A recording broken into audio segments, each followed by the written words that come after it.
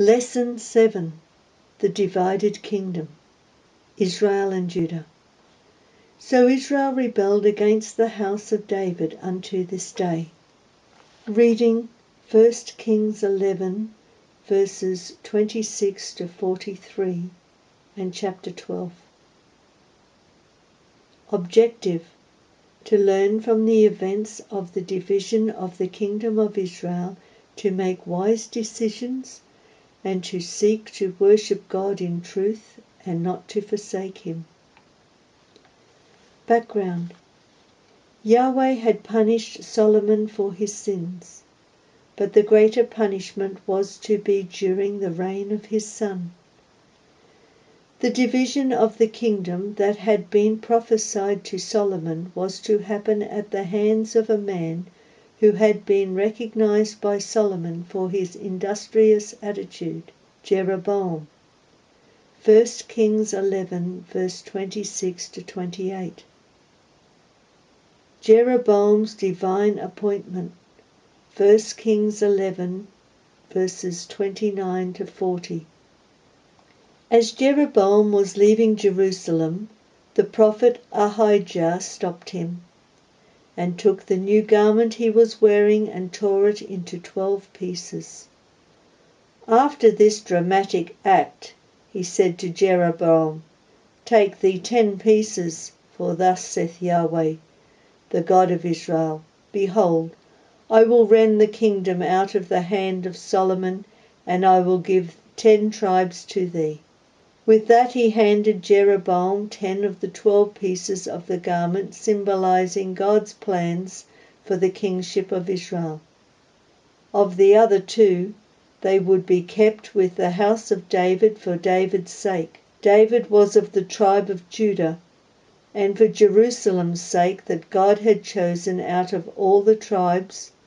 Jerusalem was on the border of the tribe of Benjamin.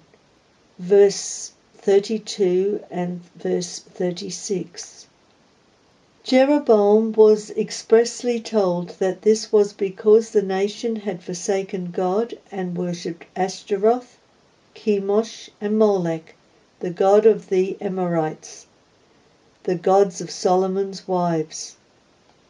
One of these wives was an Ammonite, the mother of Rehoboam, the heir to Solomon's throne. He was also told that this was because Solomon had not kept Yahweh's statutes and judgments as David had. God expressly told Jeroboam that if he hearkened unto God's word and walked in God's ways, that God would be with him as he had been with David, and that Yahweh would build Jeroboam a sure house. Verse 38. Solomon came to hear of Ahijah's prophecy, probably through the foolish ambition of Jeroboam, plotting Solomon's early demise. He sought out Jeroboam to have killed him. So Jeroboam fled and went into exile with Shishak, king of Egypt, until Solomon died. Verse 40 and 1 Kings 12, verse 2. Solomon's death and conference at Shechem. 1 Kings 12, verses 1 to 5. After reigning for 40 years, Solomon died. 1 Kings 11, verses 41 to 43. His son Rehoboam succeeded him to the throne. The arrangements for the public coronation at Shechem were made, and all the nation gathered there. Jeroboam's ambition and probably Ahijah's prophecy was well known, and the elders of Israel who were supportive of him had sent him news of Solomon's death. No more invitations were necessary, and Jeroboam became a very public figure at the conference. He whipped up dissent at the level of taxation levied by Solomon to fund his building and other works, and created a very explosive situation into which Rehoboam stumbled. Jeroboam was made spokesman by the northern 10 tribes. His demand on their behalf left Rehoboam in a quandary. Thy father made our yoke grievous. Now therefore make thou the grievous service of thy father and his heavy yoke which he put upon us lighter, and we will serve thee. Whilst crouched in a very reasonable demand, it was almost an offer. Rehoboam would make himself a tyrant if he rejected it. Alternatively, Jeroboam's power and respect among the people would be increased significantly if Rehoboam accepted it. What was he to do? Rehoboam had them depart for 3 days while he made a decision. Verse 5. Rehoboam's foolish counsel. 1 Kings 12 verses 6 to 15. Rehoboam began well by consulting with the old men from whom his father had sought advice when he was alive. They encouraged him to be a servant of his people and to speak good words to his people, then they would be his servants forever. These men could perceive the spirit of the people, of Jeroboam's ambitions, and probably knew of Ahijah's prophecy. Rehoboam went against their advice, perhaps feeling threatened either way. But particularly should Jeroboam gain the adoration of the people any more. He sought out the advice that he wanted to hear and went to the young men he had grown up with, probably young men from privileged backgrounds who were close acquaintances. These men were more interested in pleasing the incoming king and gaining his favour than in giving well-considered advice. They could probably see which course of action Rehoboam was set on, and put together his speech which made light of the issues that the people wanted addressed. After keeping Jeroboam and all the people waiting 3 days, he accepted the advice of the young men and said to the people roughly, "My father made your yoke heavy, and I will add to your yoke. My father also chastised you with whips, but I will chastise you with scorpions." Verse 14. Principle for living. Value words of experience. It is no mistake that the words of Solomon recorded in Proverbs repeatedly stress that a wise son will heed the words of his father. Proverbs 1 verse 8. Proverbs 4 verse 1. Proverbs 5 verses 1 to 2. Proverbs 6 verse 20. Read Proverbs carefully and count how many times you can see this point made. It seems that this lesson was never learnt by Solomon's son Rehoboam. The old amongst us have seen much more of life's situations than the young. The old, therefore, speak from experience. These words need to be given the weight of the years of experience from which they come. The value of the guidance of experienced brethren and sisters is variously described as beauty and a crown of glory. See Proverbs 16 verse 31 and Proverbs 20 verse 29. Under the law Israel were instructed, "Thou shalt rise up before the hoary white head, and honour the face of the old man, and fear thy God." Leviticus 19 verse 32. The young man Elihu understood this rule. Days should speak, and multitude of years should teach wisdom. In Job 32 verse 6 and 7. Like Elihu and unlike Rehoboam, we must put value on the words of experience. Israel divided, Abijah's prophecy fulfilled. 1 Kings 12 verse 16 to 24. By stirring up the people, Jeroboam had put Rehoboam in the middle of an explosive situation.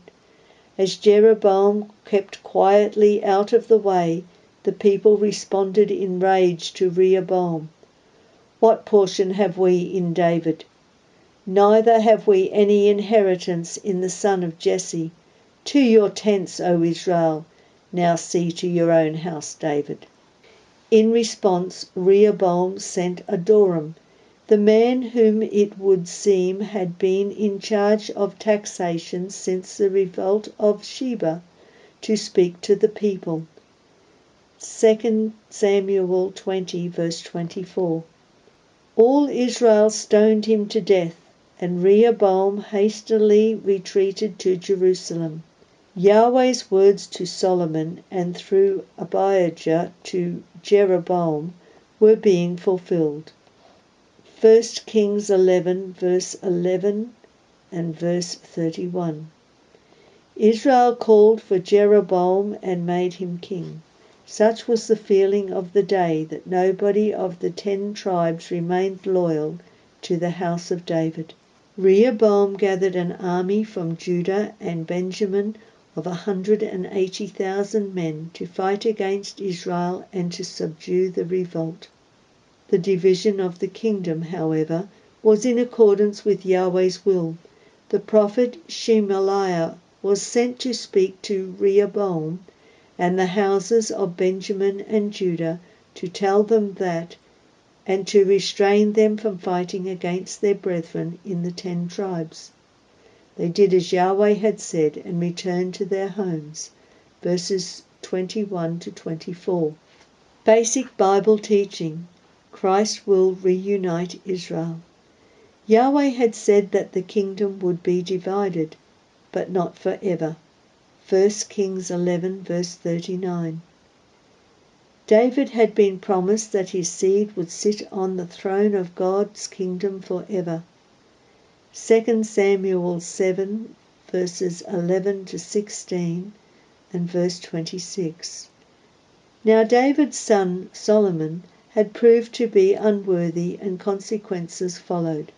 Because Yahweh had promised, "Unto Solomon's son will I give 1 tribe, that David my servant may have a light always before me in Jerusalem." 1 Kings 11, verse 36. Rehoboam would rule from Jerusalem, but not over the whole nation. Only when Christ returns will the 12 tribes be united with Jesus Christ sitting on the throne of David, ruling over them. Matthew 19, verse 28, and Luke 1, verse 32 to 33. This will be brought about by the bringing together of the divided and scattered people of Israel, described in the vision of the valley of dry bones in Ezekiel 37, verses 1 to 14. In the vision, the dry bones represented the scattered nation of Israel. The coming together of the bones and sinew and flesh being put upon them represents the re-establishment of the nation of Israel. The breath of Yahweh being breathed upon them and their coming to life again represents the time that they will once again be obedient to Yahweh's word and his spirit. The vision is followed by a parable in which 2 sticks, one for each part of the divided Israel, are in Ezekiel's hand, and they become one. Ezekiel 37, verses 15 to 28. Ezekiel is told that this points to the time when Israel are regathered from the nations, verse 21, are made one nation in the land upon the mountains of Israel, in verse 22, ruled over by one king, David the beloved, speaking of Jesus Christ, Yahweh's servant, verse 22 and 24 to 25. There will be no more 2 nations, neither will there be 2 kingdoms any more at all. Verse 22.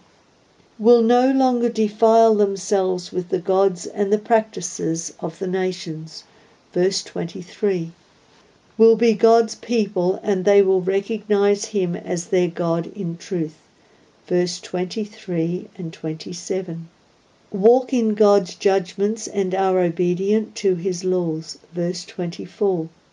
Today Israel are regathered, but other parts of the parable will not come to pass until Christ's return. Jeroboam's apostasy. 1 Kings 12 verse 25 to 33. Ahijah had told Jeroboam why the kingdom was being divided, because Solomon had not walked in Yahweh's ways. He had been told that if he were to hearken to all that God commanded him as David did, that God would build him a sure house. Instead, Jeroboam became obsessed with maintaining his personal power. He believed that while Israel was united by the true worship of Yahweh their God in the way Yahweh had appointed, his power was under threat. He thought that the forces which had divided the kingdom would be weakened by the unifying nature of true worship and the guidance of the priests in Jerusalem.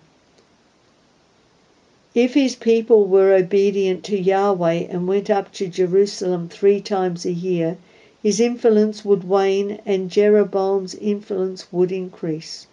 1 Kings 12 verse 27. Despite the warnings in Abijah's prophecy, Jeroboam almost immediately led Israel away from true worship. In particular, he built 2 golden calves, one in the north, in Dan, and the other in the south, Bethel. He told them, "It is too much for you to go up to Jerusalem. Behold your gods, O Israel, which brought thee up out of the land of Egypt." Verse 26 to 29. He was repeating the previous cause of failure in the nation as they came out of Egypt, and because of which many of them died. Exodus 32.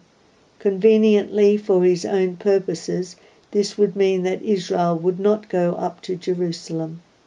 He made new high places and created priests of the lowest of the people, not of the tribe of Levi. 1 Kings 12 verse 31. Failing to care that Levi's appointment to the priesthood was because they were on Yahweh's side during the idolatry of the nation in the wilderness. Exodus 32. He even went as far as offering upon the altar himself. 1 Kings 12:33. He changed the feast day to a month later, a month which he had devised in his own heart. Verse 33. His pretense of having an interest in worship and the modelling of his false worship upon the law did little to hide his disregard for that which God required.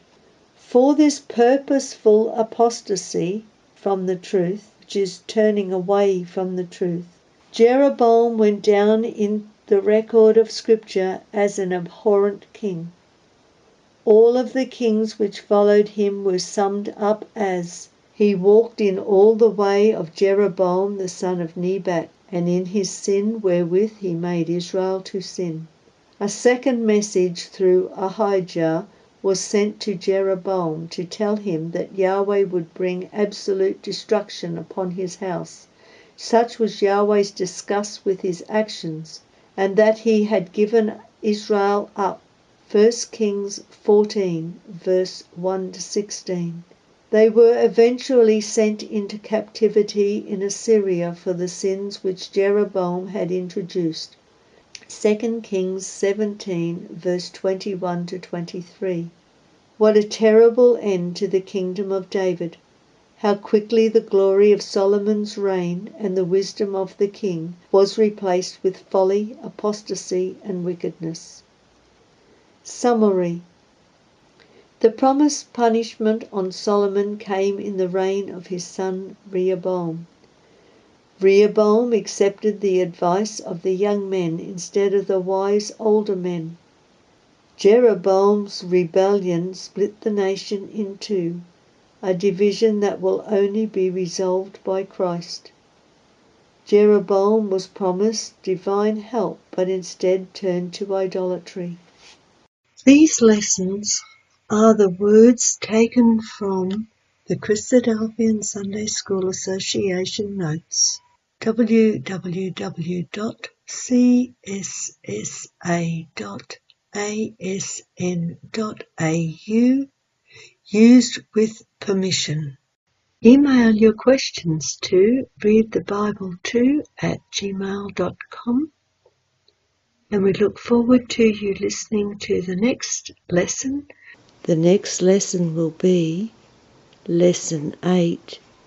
Elijah the prophet warns the house of Ahab.